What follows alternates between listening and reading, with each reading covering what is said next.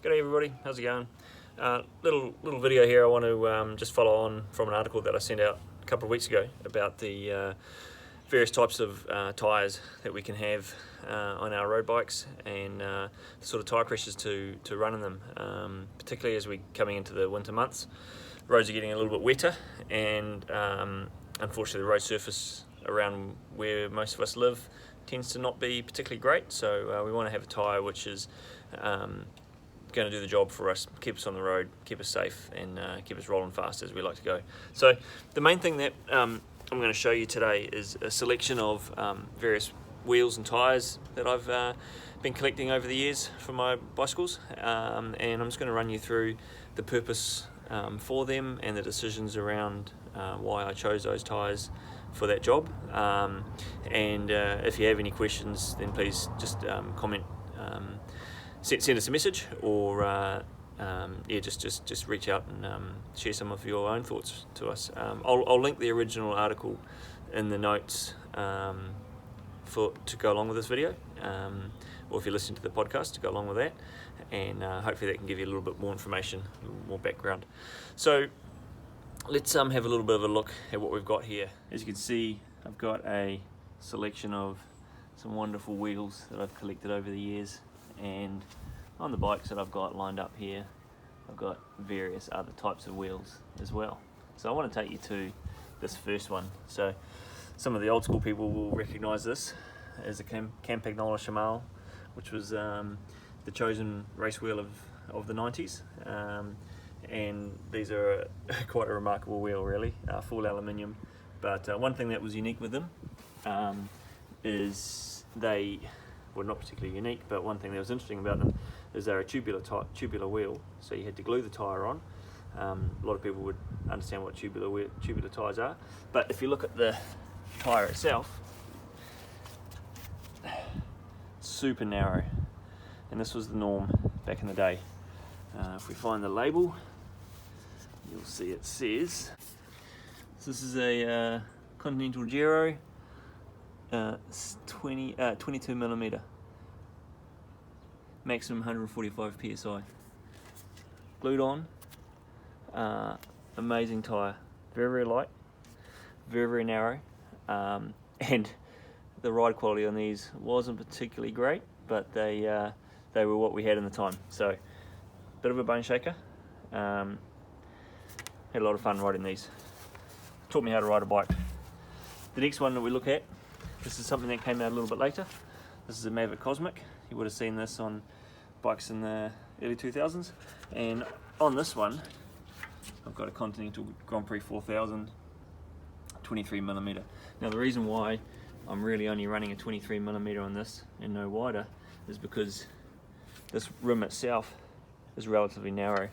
And if we had a 25mm tyre or wider, what you would get is sort of a ballooning effect of the tyre coming out over the rim, and that would give you quite an unstable, swirly ride. You would really feel it as you came in through a corner. The wheel would sort of wash away from you. So it's important to make sure that you match your tyres up to the rim that you're using. The other important thing with this is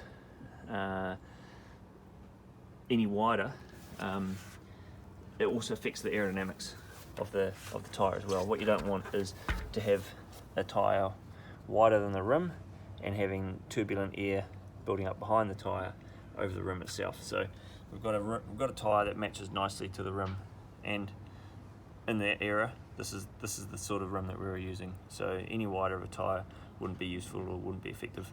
Over here we've got a much more modern wheel.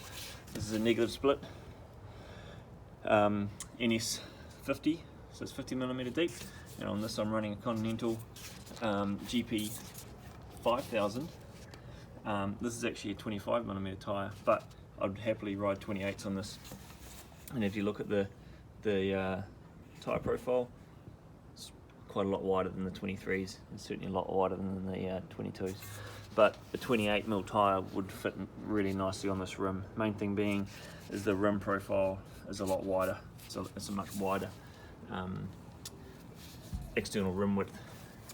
So you can run 25s, 28s, even up to 30s on that sort of tyre, and we'll talk about 30, 32s in a minute. Next one over here, got a head stinger disc, a little bit like the Shimano earlier. This is a tubular. This is quite a modern style disc in that it's very, very wide in its rim profile. So on this I'm running a 26mm specialised tubular, and this has been a very, very nice wheel to ride. With this being 26mm, I can run it at a much lower pressure. So I'm normally running that at about 80, 85 psi, and on the Ironman New Zealand course, it's a great wheel, great setup. Next one over we've got is a Head 3 tri-spoke, and then on this one, I actually had a puncture on this on Ironman morning, so thankfully Ben from Performance Bike Tuning was on hand to put a new tubular on, and we've gone with a 25mm Continental Sprinter, which is just a gold standard tubular. This is a great tyre to use. 25mm, a little bit wider. I would run this at about 85 to 90 psi. A little bit different to the disc in that it's a narrower rim profile, so I can't really go any wider than 25, but set up properly with the right amount of air pressure in this wheel, it's a very, very nice ride, very nice setup. So coming over to the other wheels we've got here, a lot of you would recognise these Mavic Surrey MSLs. This is a fantastic wheel back in the mid 2000s, and on this I'm running a 25mm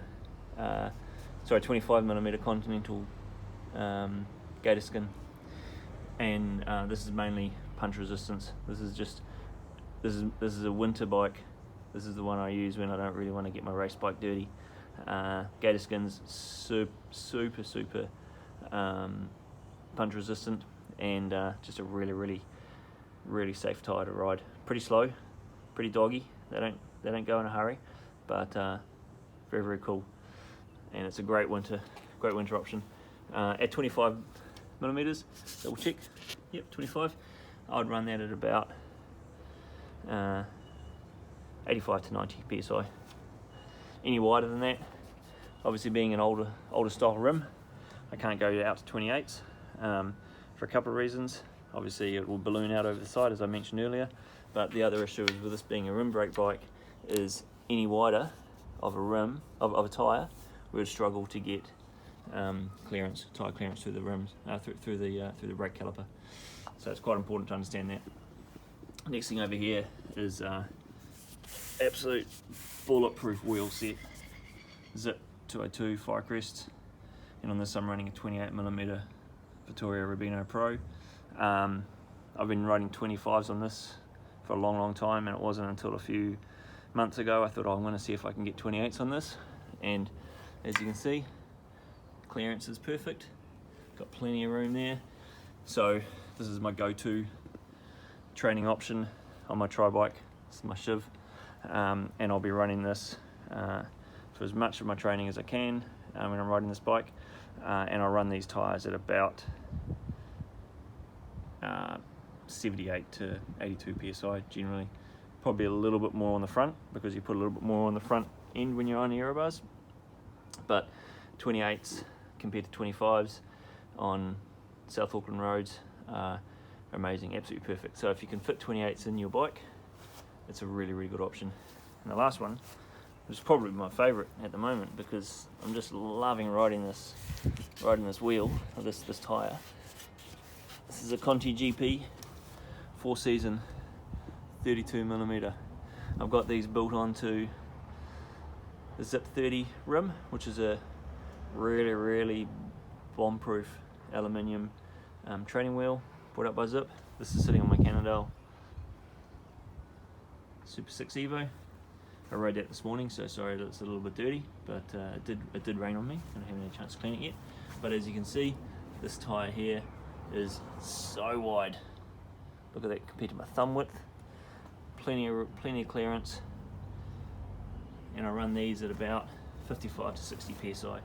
being 32 millimeters, you can get away with much lower tyre pressure, and it just gives you a much safer ride. So the big issue with this being having a lower tyre pressure is you have a lot more contact on the ground, much safer contact surface, and it's also better handling, and you can take lumps and bumps on the road a lot better, wet roads, with a greater contact patch and much more safety on the rough roads.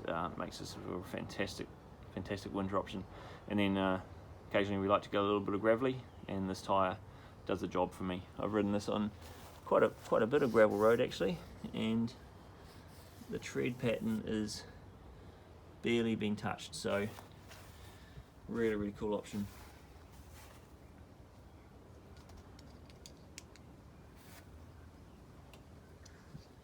So hopefully that's given you a little bit of insight as to some of the tyres that I use on my bikes in varying situations, and also the tyre pressure that I run on those and the reasons for that.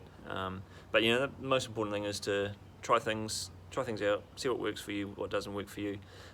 Talk to other people who've got some experience in this, see what they use, and just be prepared to test some things out. I mean, it's not uncommon for me to be on a ride, take a bit of air out to see how it compares to the tyre pressure that I had, and if I like it, we'll stick with it. If not, I'll put a little bit more air back in. Just one of those things of just getting to know your bike, know what sort of style of rider you are, know the places that you ride, and just make sure that you can do it safely, and still have fun with it. But hopefully this has been informative. Have a look at the article if you wanted to read the full text, and please reach out if you've got any comments or any questions.